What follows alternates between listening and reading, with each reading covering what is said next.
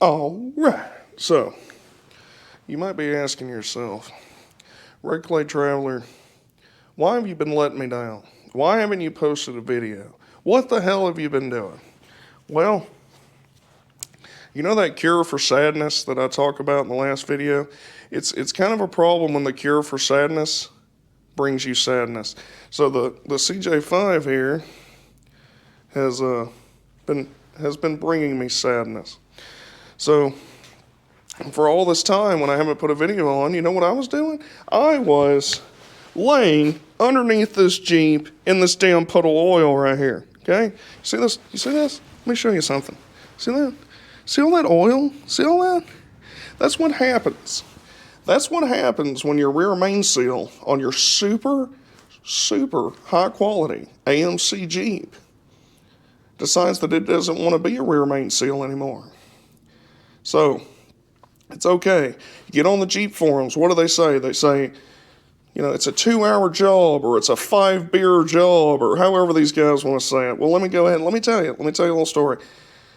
It took me 3 hours just to get the oil pan off because there's so much crap in the way. There's so much mud and oil and flakes of gear dope and crap falling in my eyes. There is no just 2-hour job. Get the oil pan off, okay? And to do that, you have to take one motor mount loose. You got to take the starter off. You got to take the front drive shaft out, or disconnect it from the front yoke at least and move it out of the way. You got to fight the oil pan off, and it's okay because it's only held on by like 274 bolts of 2 different sizes, which is just a brilliant idea. Thank you, AMC, for that. That's so cool. I just love that. I love it. All right. Once you get that off, it gets even more fun. All right, because you just tap out your rear main seal, just gently tap it out. I tapped on it till I was going to black out. It won't come out. So I had to loosen the crank, which I didn't want to do. I don't like messing with cranks. So we loosened the crank up. Still won't come out. I leave. I walk away. I go think about my life choices for a little while. I wanted this. I wanted this Jeep. I brought this on myself. So I had to reflect. Come back, mess with it some more, finally get it out, put the new one in. Then the gasket for the oil pan, you know, it's only 45 feet long.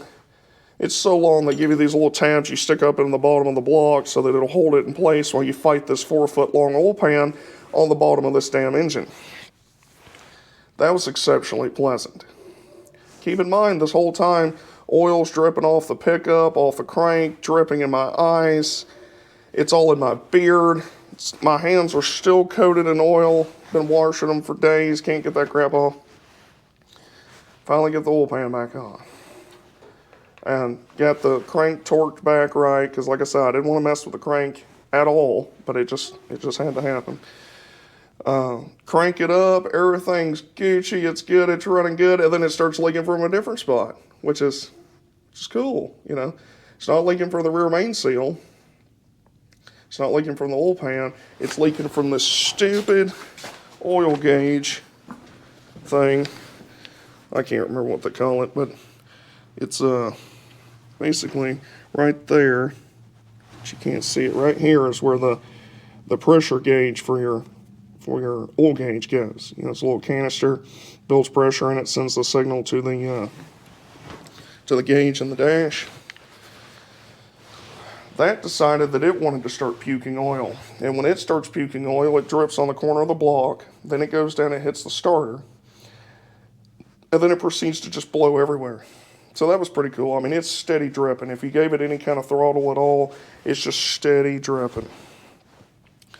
Pull that out, put the plug in it. It's not leaking oil right now, if I can tell, but there's so much oil on the ground from where it was leaking before, because it was literally, I drove it around, I messed with the carb. In the last video, it wouldn't run right, and that was because a fuel filter, the element inside the fuel filter, when it was drawing fuel, was collapsing and blocking the fuel line. So it bypassed that, got that taken care of. It actually runs pretty good. It's got a little bit of a stumble in it, but I think we can work that out. It runs dramatically better when it's hot, so the engine's a little cold-natured. So we got it running. I drove around the property here, drove it on the road some. I pull in and I'm like, I'm going to see if I can see where it's leaking oil. It's not leaking oil. It's spraying out. It's leaking like a sieve. Okay, it's out of control. You couldn't drive it. I pulled the dipstick after I turned it off. I'd almost run it out of oil, and I just added like probably 2 quarts to it before I drove it around. It's leaking that bad that I almost ran the engine dry, which I'm glad I stopped when I did because I could have burned it up, which is not what you want with your super high quality AMC CJ5. So I've got the oil leak allegedly under control. I just got this part in right here. Bam. All right. That's a bearing that goes in the steering box here. You see that right there? That's not. It's not supposed to do that. All right. It's not. You don't want that.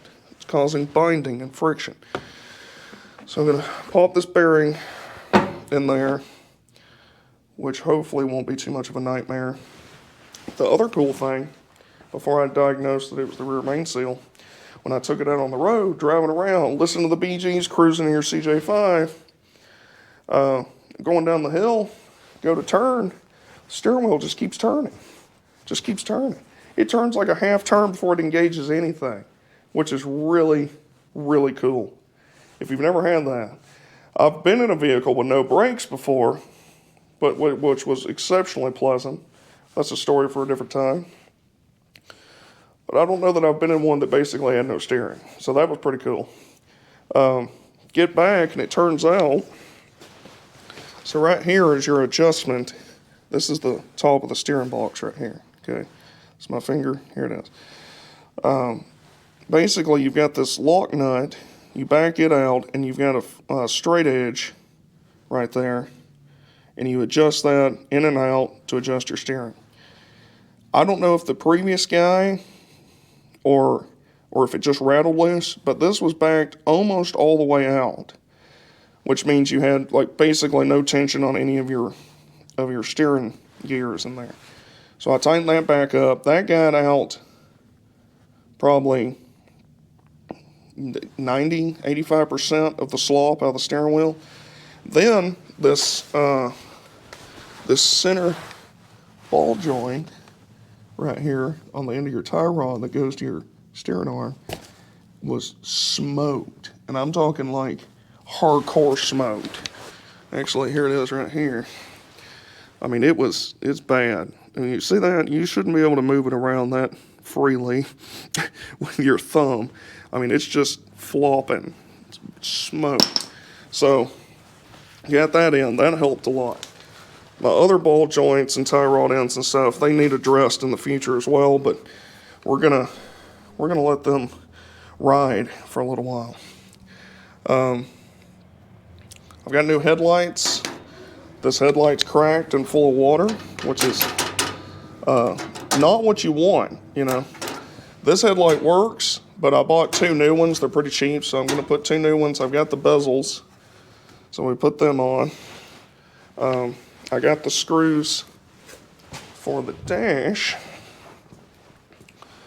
I'm going to put those in because this dash is flapping all over the place. I've got those screws.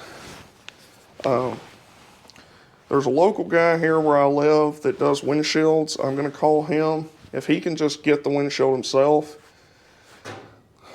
I don't know if he'll be able to order it or not. I'm hoping he can. I got to call and talk to him. If he can order it, I'm just going to have him come over here. He's real reasonable. He does a really good job. I'm going to have him come over here and put the windshield in it. But if he can't get it, then you can buy them like brand new for like anywhere from $75 to like $200. There's actually one on eBay that's even green tinted like it's supposed to be, and I think it's $75 and that's like $30 shipping. If I have to, I'll just order that one and then get with him. I could put it in. I don't want to, so I'm going to let him put it in. He can do it way better. He's got the tools and stuff, and I just don't feel like messing with the windshield right now. The big problem is that it's cold. It's really cold. So if you notice, there's nothing here, okay? Now, the lack of windshield exasperates the fact that there's nothing here. And finding a top for a 1980 CJ5 is not as much fun as you might think that it would be.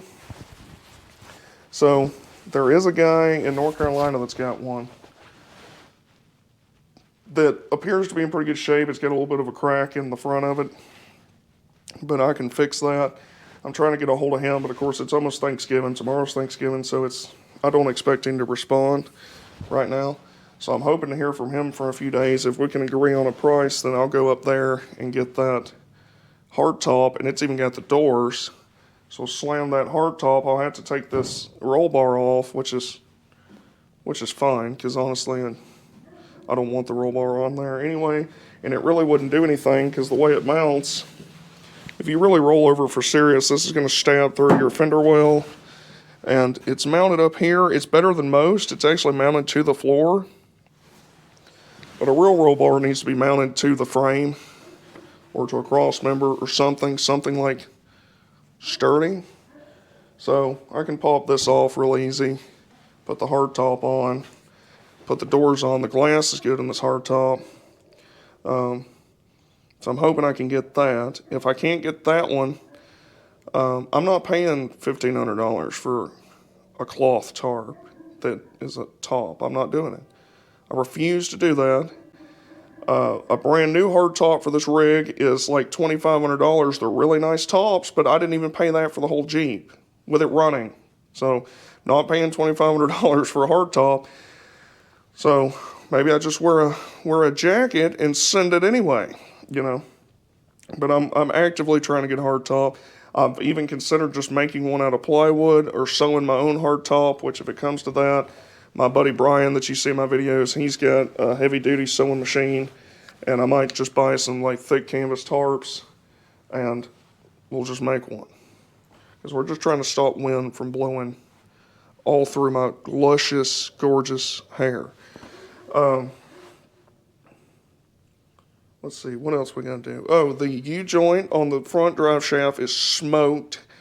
And I did the right thing. I just put it back together after I put the oil pan on because I didn't feel like messing with the U-joint right now. And so I got to order that at some point, change that one. I got to check the U-joints on the main drive shaft, make sure those are okay. I'm probably just going to take some door hinges and just mount this plate back in the floor on a hinge, and then just put a rubber mat over this floor back here. I don't feel like dropping the tank to weld this plate in. I don't feel like dying, welding this like it's a Pinto and it explodes and kills me. So that's probably what I'm going to do with that. I got to tighten this spare up because the spares, that ain't what you want. A brand new set of tires for this unit is, I found some on eBay. So they're good. I think $430, $450, something like that. So after I've got to sell some stuff. I haven't sold anything in a while, so I got to go through them other two old trucks I showed you. I've got to sell the one whole. I've decided on the other truck, the last one I rescued, that I'm going to cut the frame because the frame is rotted in half. So I'm going to cut the frame in half somewhere below the cab. Because the cab's shot. I mean, somebody could salvage it, but if somebody wants to buy it from me, they can. But I'm not expecting anybody to want it, so I'm gonna make a trailer out of the bed and use the frame, bend the frame rails together, and I think that'd be pretty cool. I think it'd be pretty cool to have a trailer. It would give that truck life because it's so bad. The frame's bad, the cab's destroyed. There's really not much left of it. I'm going to strip all the parts, pull the transmission transfer case, every piece of trim, everything off of it. And then, if somebody wants the cab, I might just give them the cab if they want it. And then see about making that trailer, and of course I'll film that. I think that'd be a cool video, because what I'd like to do is like slowly restore that bed, and then when I buy another truck that needs a bed, I'll take that bed off of the trailer, put it on that truck, take the bed off that truck, put it on the trailer, and just keep that process rolling, so I always have a trailer to use and also a bed that I can buy a floor for and stuff like that. Let's see. I think that's pretty much it. I got to go back to Virginia, get the other forward control. This one's brother, which is a 170. I got to go back up there. I'm going to do that after Thanksgiving, and you'll see that video as well once I get that done. But that's basically, this is what I've been doing. I've been working on this CJ5 right here, high quality CJ5. So I'm not going anywhere. Going to keep making videos. If you like seeing me struggling on these old rigs, go ahead and smash that subscribe button. Smash it. Smash it. All right. I'm going to post this video up. I'll probably film some more stuff of me working on this Jeep. I need to address the rear brakes on it, see what situation's going on with that. I need to try to tune this car, but I really don't want to, because it actually runs fairly decent like it is. So as long as it doesn't sputter out and stuff at speed after I get insurance and tag on it, I might just leave it alone and live with it for a while. But that's pretty much it. So I hope you have a wonderful Thanksgiving. If you celebrate Thanksgiving here in America, most people do. Whatever else you're doing elsewhere in the world, I hope you enjoy it. Have a pleasant tomorrow. Red Clay Traveler signing out. You'll see me again shortly. CJ5, baby, look at it. Yeah, get it.